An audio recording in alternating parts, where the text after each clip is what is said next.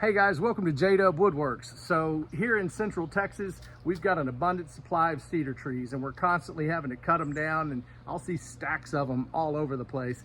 And I use these limbs, you could use them for fence pickets, you could use them for all kind of things, but today I'm gonna show you how to clean a piece up like this and turn it into an absolutely gorgeous wooden sculpture. The process is not gonna be that hard. You do have to use some power equipment, so stick around for that. And if you see anything you like, give me a thumbs up, hit that little bell. Also check out the supply of JDUB Woodworks apparel. It's on the link in our channel. We're really proud of that.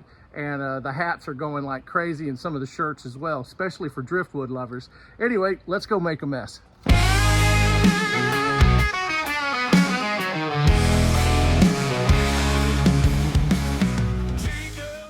All right, so there is some bark on cedar trees that has to be removed before I get in my power tools, because it just gets in the way. It gets wrapped around the grinder, it gets wrapped around any piece of equipment that I use. So I just peel as much of this off, and actually I save it because it's great for a fire starter. But just go through it and peel it off. It's actually really satisfying. And once we get all this cleaned up, then we'll start having some fun. Yeah, so I just pull the majority of this off with my hand, and I have to scrape a little bit of it with a chisel. Then I pull out the grinder and just take that top coat off to where it's a workable piece when I start drilling the holes. Okay, all right, let me show you. So that initial grind, I want to pull it down to this. Okay, so there's still a lot of that underbark that's there, but that'll come off with the sanding and additional grinding as I work through the piece. I just wanted to give you an idea of what I'm going to start working with after removing all of that bark. I told you it flies all over the place. For this particular piece, I actually envisioned a lot of holes. What's funny about cedar is it's highly resistant to all different types of insects. And that's why it's such a good wood to use here in the hill country. You don't see a lot of beetles. You might see some ants, but not wood ants. So at any rate, I'm actually going to create some wormholes with this. So I'm going to use a paddle bit on a drill. I'm going to drill holes all over this thing, and then take the ball gouge and make little caverns all throughout this piece. So let's go ahead and get the drill, the paddle bit, and let's see what we can do. So I'm really just creating a random pattern, not a pattern, but just random holes going different directions throughout the piece. So I'm using this ball gouge attachment to widen out these holes. I'm going to do that all the way down, and then we'll start carving kind of the channels.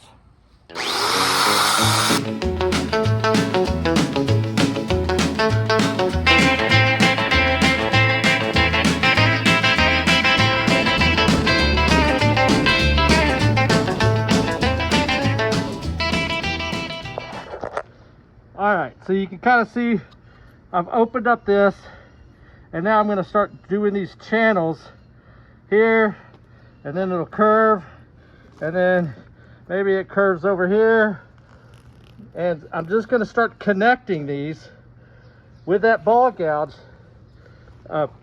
and try to follow some type of a pattern, but also paying attention to the natural crevices, because I can use these to my advantage and run that right up against that crevice into here. Same on this side and up here. So I think this is going to really turn out amazing. Now, you saw that ball gouge was kicking a little bit, and what happens when that happens, it busts the wood up. The only reason why I chose that ball gouge is because I wanted a very wide cavern to where you could really see the holes. I didn't want a bunch of small, intricate stuff. So I'm just going to go ahead and keep carving away.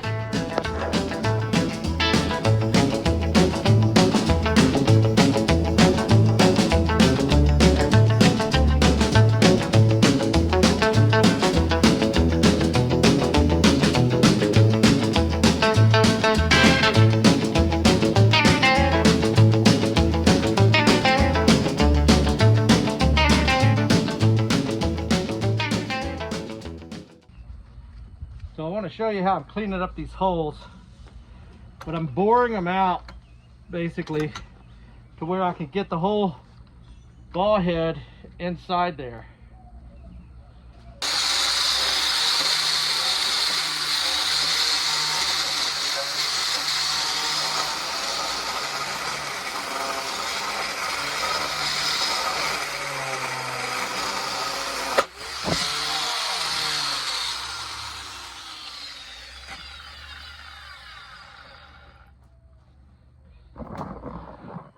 And then that happened.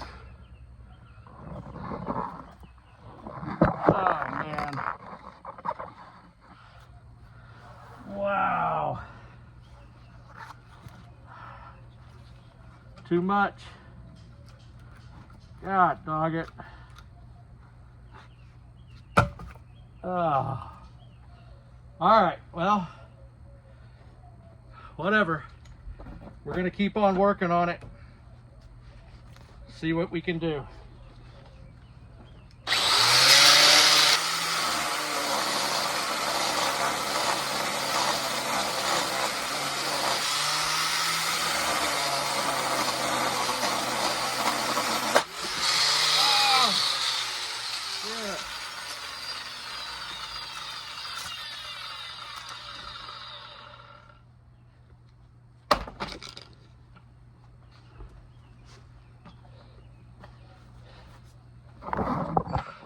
That's 4 hours of my life wasted. Happy woodworking.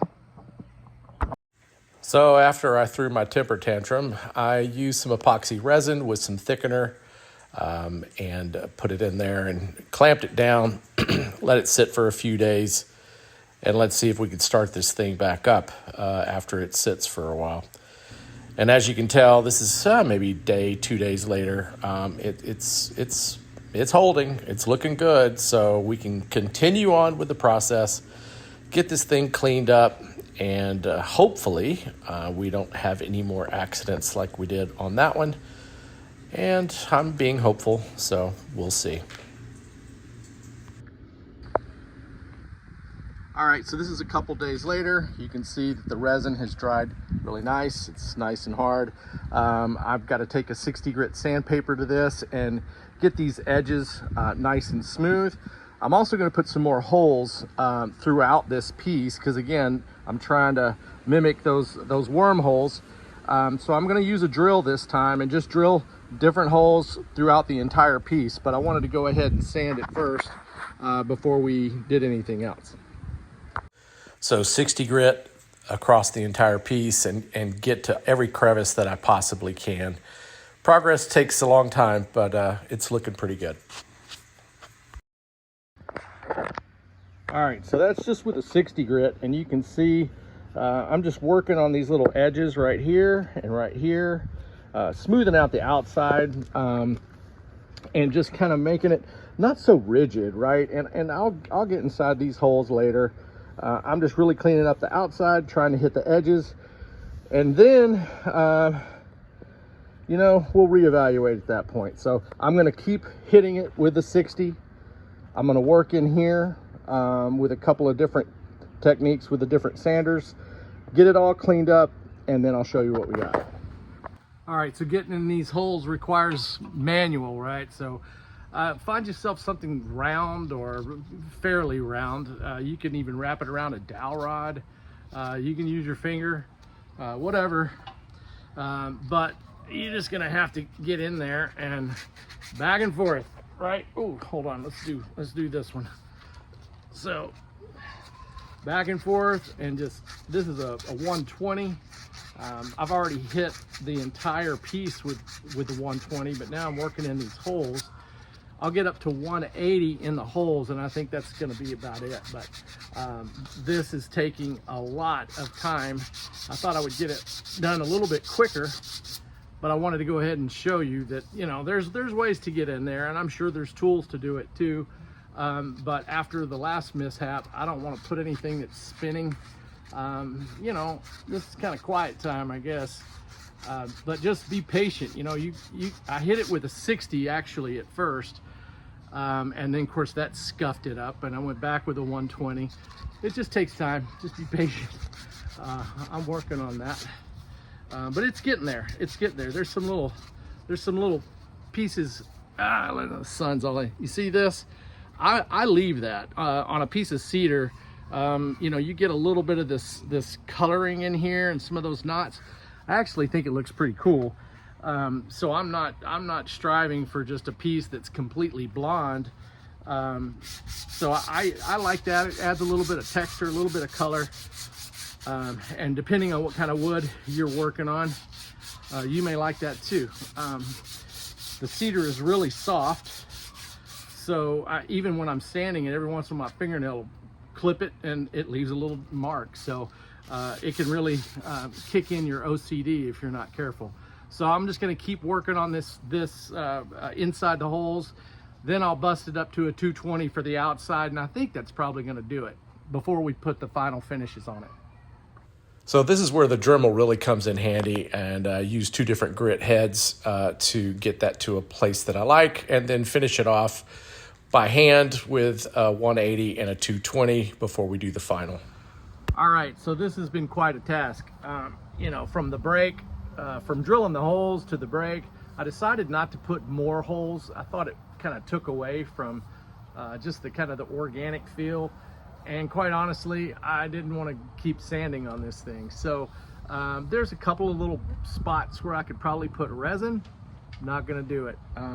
So it's time for the final part, right? And that's, I'm gonna use the furniture butter from walrus oil. I love this stuff. It's got the beeswax and carnauba oil and pine resin. It leaves just a beautiful color. Let me make sure you can see that. I just put it on with my hand, right? And it just brings out that beautiful cedar color. Can you see that good? Let's see. How's that? There we go. Now you can see it. Let's put you down here. There we go. Yeah, so I'm just gonna rub this all over it and let it soak in.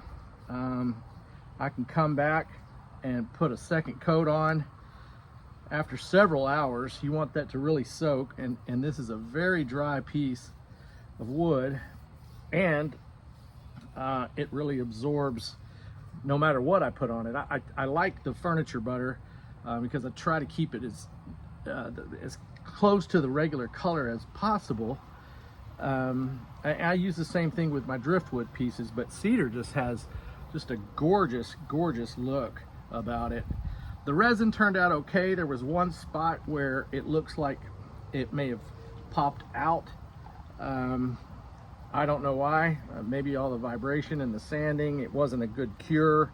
I didn't put it in there good enough. Who knows? I'm pretty new to resin. I've been doing resin maybe a year, and I have my challenges when it comes to this stuff. But you can see that this just turns out awesome. Now let's talk about mounting this thing. I really don't, it's gonna be a floor piece, so it'll be on a stand, probably a metal stand, just because it's tall and I need something that's heavy. That way it won't tip over.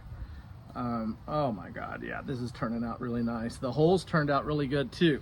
So you can see after using the Dremel, it really cleaned them up nicely. So I'm happy with that. And like you can see right there, you know, this turned out really good. The resin is right here. That's where the crack was, if you remember, right? That terrible day. That was actually like 3 weeks ago. But it's a busy time of year for me at work. So I wish I could do this all day long, but I can't. Got to pay the bills somehow. But look, if you saw anything that you really liked, if you've got comments or questions, down below, guys. Get your JDUB gear and apparel. I've got nice hats and some shirts. This has been a real fun project. I'm gonna mount this thing, and I'll do a separate video for that.